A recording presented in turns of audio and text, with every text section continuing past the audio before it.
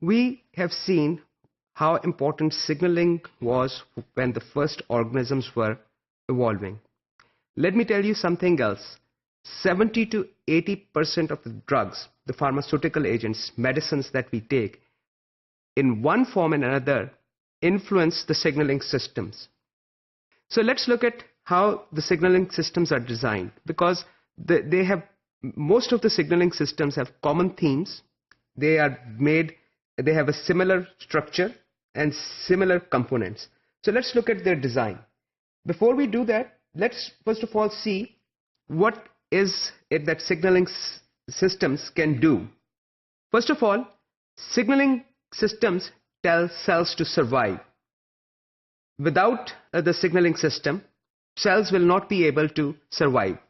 In our body, we know that there are cells in different organs of our body, and cells keep on falling off from these different organs. We also shed skin. Many of our skin cells fall every day. So imagine if one of these cells, which inside our body, say for example a liver cell, fell off the liver and entered the bloodstream, and it went and settled somewhere in the heart or the brain perhaps, and it started growing and started forming a little liver in a different organ, it will be very catastrophic. It so happens that extracellular matrix in these organs and our organs is continuously signaling our cells to survive.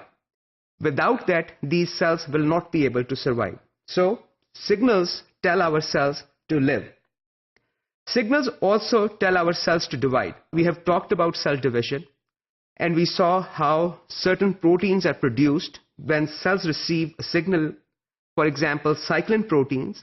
When cells receive a signal to divide, these proteins are made, and they, with the help of CDKs, put the cells into the division cycle.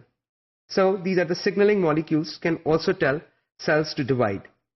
Differentiate, I mentioned earlier too, we all start with a single cell, and that single cell divides and transforms, or some of those cells differentiate into one type of tissue, others differentiate into a different type of tissue. Also, very importantly, signals can tell cells to die. This is just as important as telling cells to live. For example, some of our cells, when they start malfunctioning, they become, for example, cancerous. Or cells we do not need, immune cells, for example, that can attack our own body, those cells have to be given information that they are no longer needed, so they have to commit suicide. So cells can also receive signals to go through suicide or apoptosis. So these are some of the things signals tell cells. The overall design of the signaling system is such that there is a receptor present in the extracellular part of the cell. Here is this plasma membrane. So part of this receptor is outside the cell, this part, and part of this receptor is inside the cell. And there's a little domain of this receptor right here, which is embedded in the plasma membrane. So this is a specialized protein molecule that can receive a signal. Just like we have antennas or dishes sitting outside on the roof of our houses, this is similar in function to that. So this is sitting outside the cell, sensing the environment, looking for signaling molecules. From here on, we are going to call signaling molecules ligands. Ligand basically means a molecule that will bind this receptor which is present, which has a domain sitting outside the cell. So the sensor or the dish or the antenna is called the receptor, and the signal is called the ligand. When the signal binds the receptor, or ligand binds the receptor, it induces a conformational change. That is position of atoms in the three-dimensional space of that molecule. That information, which was present outside the cell in the form of conformational change, is now conveyed to the cell interior or in the cytoplasm. So say for example, the ligand bound here, it caused a conformational change which will change the structure of this whole molecule, and even the cytoplasmic domain of this molecule will have a change. When there is a change in the cytoplasmic domain of the receptor, there are proteins or cellular machinery which can sense the cytoplasmic domain of this receptor has changed, implying that this particular receptor has received a signal. When these proteins interact with the cytoplasmic domain, for example, in this case, the square green protein, when it interacts with the cytoplasmic domain of this receptor, it goes through a change. Now, this changed green box will convey that information to the next protein in line or next molecule in line, will ultimately change a function of a protein. For example, an enzyme will be activated. For example, a skeletal protein can receive an information, for example, to polymerize microtubules, to polymerize or depolymerize microtubules.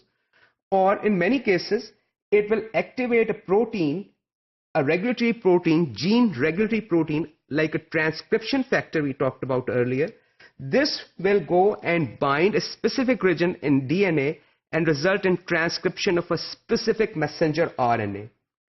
Ultimately, the end result being the cellular function will be modified. The cell which was not able to do something before, now it is able to do that particular thing. So we have already talked about this. There are some genes which are expressed in all cells, which we refer to as the housekeeping genes, which include the enzymes, for example, required for the metabolism, for keeping the cell alive, for fulfilling its energy requirements, enzymes that participate in respiration, for example. Some genes are expressed when cells enter a particular pathway of differentiation. So it's transient expression of a particular gene. There are some genes that a specialized cell or differentiated cell in a particular pathway will express and not any other cell. I gave you an example of tau, a protein which is expressed in neurons and not other cells. Some genes are expressed when, for a short period of time, when there is an environmental change, cells receive a signal, they need to produce a particular enzyme, like we saw in the lac operon when we were studying it. Cells temporarily started producing proteins that could metabolize lactose. So that sort of signal. So what can happen when you turn off one gene or the other? Here is a graphic example of this phenomena on the screen. You can see these are the insect ovarian cells, spherical shape. The cells on the other side, these are also insect ovarian cells. The only difference is that these cells are expressing one protein, a special protein called tau. This protein is used to bundle the microtubules, allowing these cells to form these long filaments, axon-like filaments. So this is a graphic example, just having one protein, what one protein could do to the shape of the cell. Now, not all proteins, when they're activated or transcribed, can change the shape of a cell, but they can change the cell biochemical properties or physiological properties of the cells can also be changed drastically just by expression or production of one protein. So here's the signaling, again, a brief overview of it. So the entire process from signal detection to the response is called signal transduction pathway or signaling cascade. Again, the design is very simple. An antenna on top, your receptor molecule, a ligand or a signaling molecule binds our receptor, and the change is conveyed to the cellular machinery that allows cell to modify its function.